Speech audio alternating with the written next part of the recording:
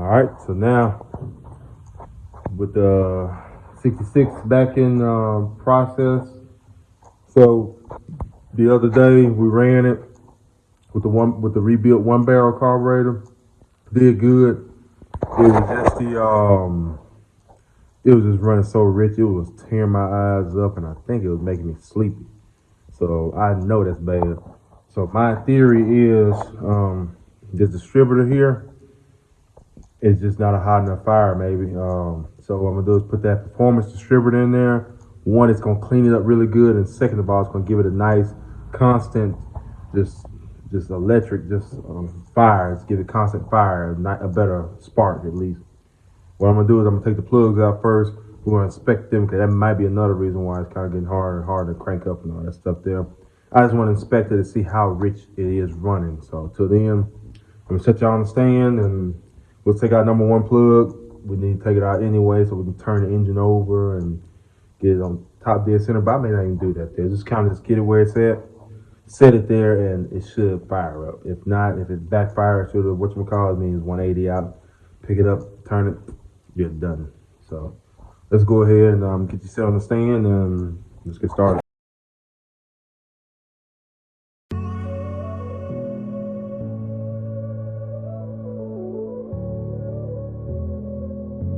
Probably just like that. Look at that. Yeah, look at that right there. That son richer than Elon Musk. Oof. So we'll clean them up. Try to see if we can get a bigger gap in this thing. I need to look at the specs again with this, because that gap looks pretty small. So I'm gonna look at the specs with this here, and just see what the cap is right now, so on and so forth. The beautiful part is, at least the firing order is on the intake, so it shouldn't be that bad to rewire this thing on here. You gotta remember, I think it goes clockwise. I think counterclockwise is forward there, and Dodge, I think it's clockwise. So I believe that's gonna be it there. But otherwise, though, these plugs are brand new. You can see the anti-seize I put on it there, so that way it makes it easier to change these plugs out and all that stuff. So I guess we're just gonna just see what we got here. Pull the distributor and get to put a hotter one. I need to look up the specs first though of where I can gap these two here, because if I can put a bigger gap in it, make that little spark a little bit bigger, put a bigger spark to it, I will. I just know it's gonna be a certain amount that you can do with that though. A certain amount of that before you get it too wide. Say for instance, this right here, that's just a little tiny spark. When you kind of get a little more here, you see more of a line hitting that right there. If you had that ground or the ground strap right here, if you have it too far, the gap is at all. So no sparks in that gap. So it's that fine line to where you don't want that little tiny spark there. You kind of want just a little bit bigger spark, just enough to pop it. That might actually help that out a lot by the time you put the distributor in it there, make it run a lot bit better. Because like I said, it's just raw gas, it's rich. So that's why I said that ignition ain't popping all the time. It ain't popping all the time. So that's why you smell that raw gas in there. So it might be a distributor problem. So I'm gonna go ahead, pop the plugs out, just to go and get this thing ready to get timed and just see if this thing can run better and smoother. I think it's gonna run smoother by the time I clean this up here, find the right gap. So till then, turn y'all back around and let's get these plugs out.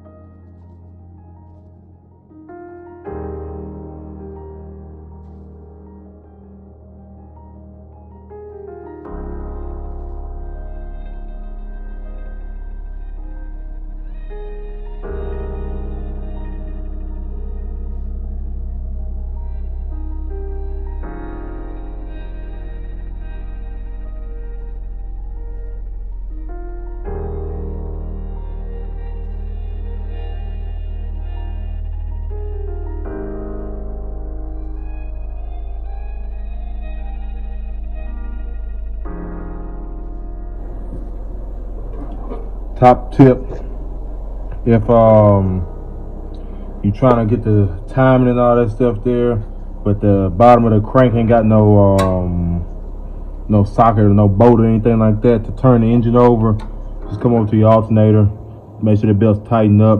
You can turn it over like that. So I'm trying to make sure I get it back in top dead center again. Almost right there. That should be top dead center for that right there. We'll go ahead and pull the distributor out and just hope and pray that I actually get it stuck back in there. Beautiful part is, it wouldn't matter if it, like I said, if it backfire or whatever, or if you spin it over a couple times and it's not in the right sequence, it's 180 out, just yank it back out and twist it and it'll be good to go and be ready to fire up. So actually, that might be what we'll do, is kind of have one full complete rotation of it, make sure that it's in and back up on that one. If it does, we're golden. If not, then we'll just take it back out and flip it, and then it'll be good to go.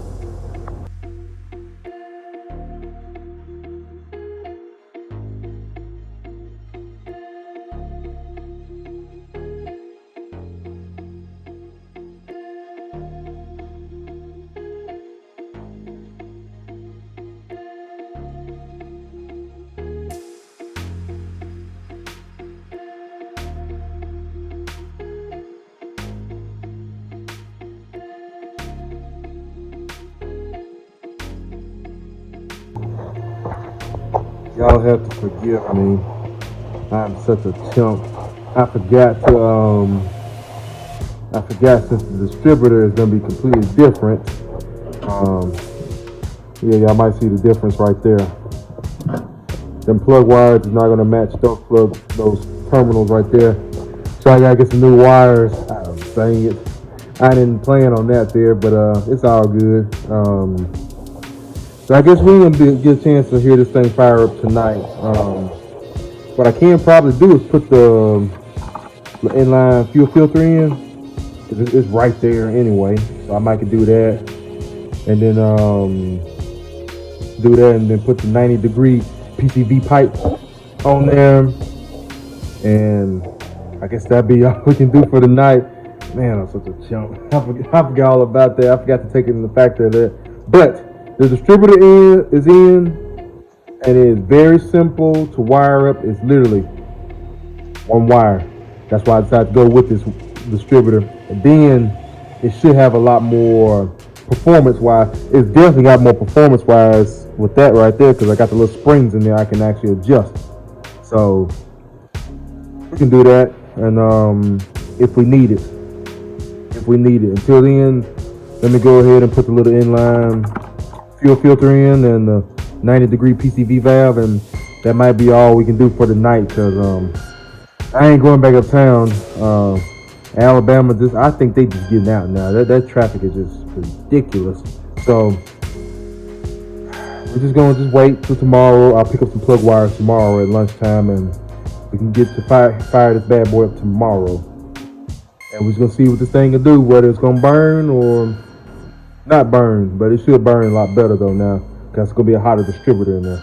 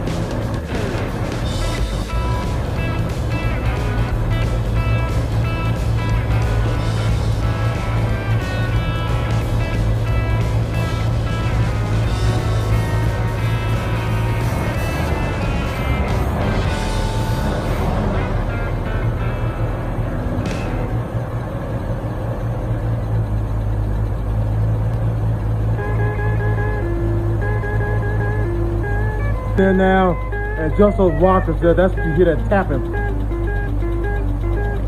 But it sounds like it's getting a little bit better now. I still got some fine tweaking to do though.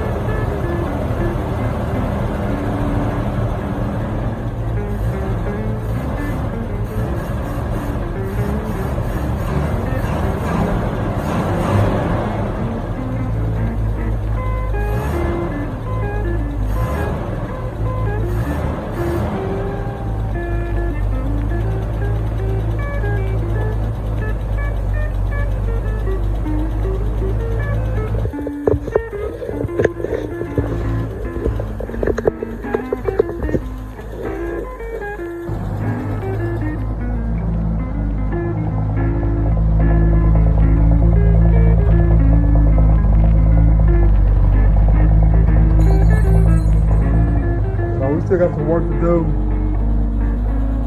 but it should be able to move though now. It should be. I gotta adjust them rockers in there. That's probably gonna help it run a little bit better, and we can see what it do.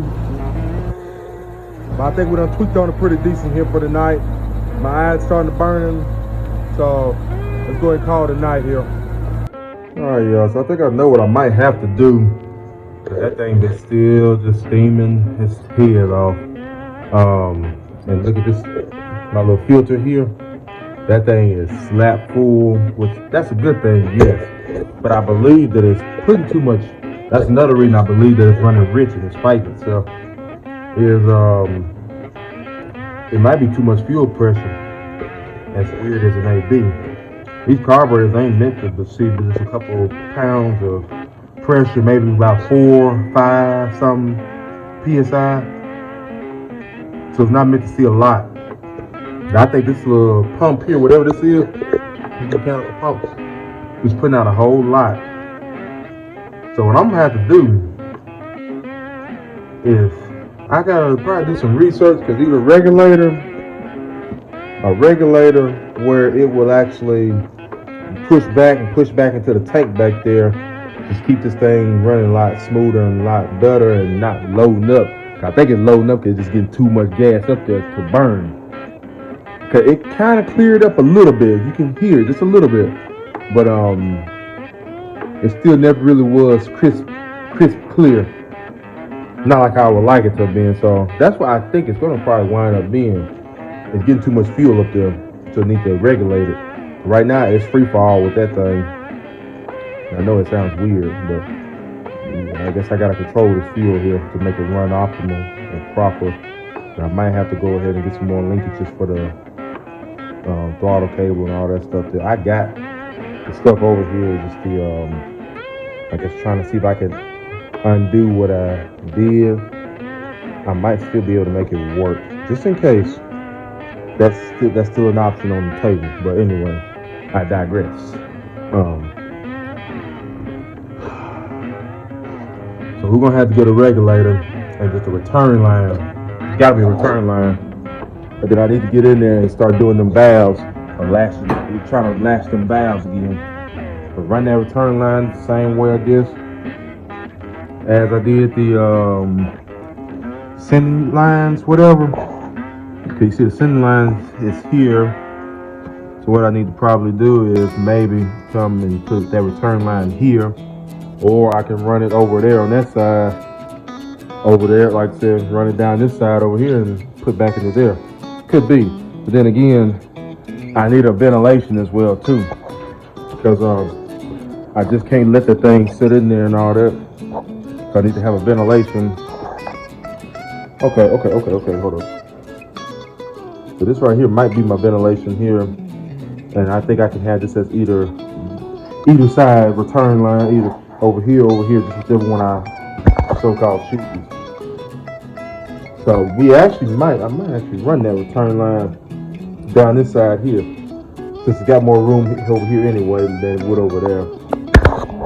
So we'll see about that, but I think that's gonna probably solve a lot of the running issues here.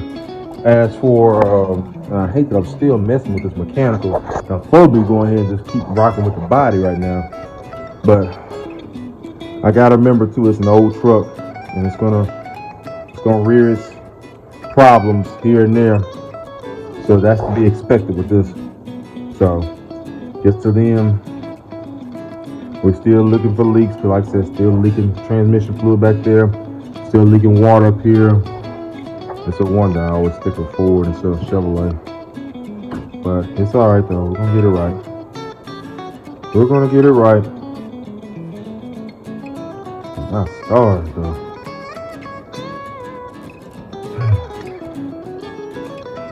So then that was the update, y'all. Like I said, the distributor seems like it's working pretty good now. It's got a little more hotter fire. Seems like it's running better with that setup than the old setup. And it likes the 1-barrel carb better. At least it's idling a lot better than with that 2-barrel. I can get the 2-barrel to idle. There's too many gaskets and all that stuff. So we'll just kind of wrap things up here for now. Let's do a little cleaning up and we'll just get back to it. Till then, that's the tuning segment for right now. So peace. Yeah, peace.